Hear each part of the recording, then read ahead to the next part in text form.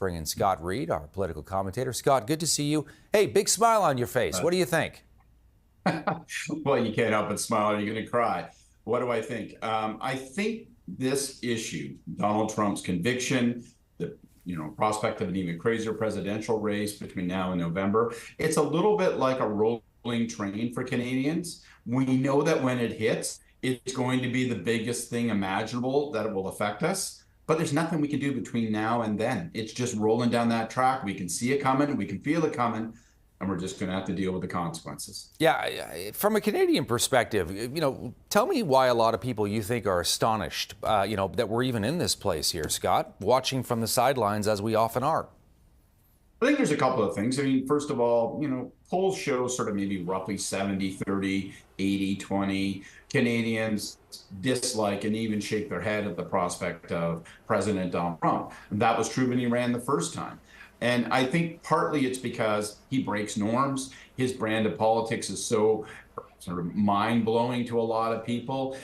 There's a level of vulgarity and directness about it. Now, that's the same thing that the 20 or 30% of people also celebrate who do like him.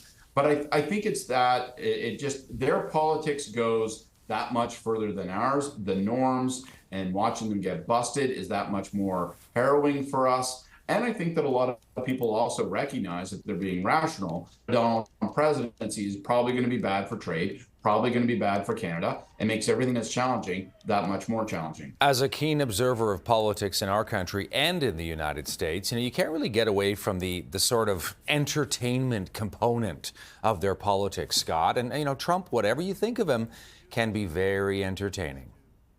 I actually think that's how he became president. I mean, first of all, his brand across middle America, the broad swath of the United States, from being on the Apprentice, not just celebrity, but in people's television and in their living rooms. And then, of course, when he got on stage with other politicians, he didn't sound like a politician. He sounded like an entertainer. He has a feral instinct. He knows a news clip. Yes, he rambles and goes crazy and is self-indulgent and does lots of things that are against his own self-interest, even from a campaign perspective.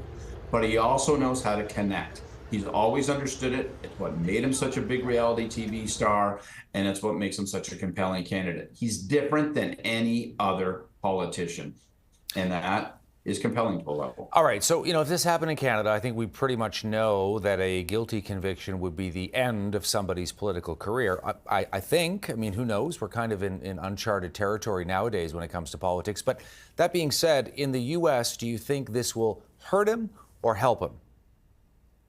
I'm not certain it'll have a big effect one way or the other. Now, people smarter than me by a mile, Karl Rove, George W. Bush's chief political advisor, he says that his polling indicates that in swing states, places like Michigan, Georgia, that the difference between alleged and convicted will have an effect among that small margin of voters. And let's face it, this election will come down to a small margin of voters when it comes to deciding. So there are people who say this will matter. My own gut is that it doesn't matter, that it's not going to matter. People who are buying into Trump are already buying into chaos and craziness. I don't really think it's that alienating. And I think people who are willing to vote for him in spite of him actually look past this stuff. So I'm not certain it's going to have a huge impact. I do think that the debate that's coming up and the circus-like atmosphere because of this conviction, that maybe the distraction that it creates for Trump, how he gets angry and wants to go on rants of the sort that he did today for nearly an hour,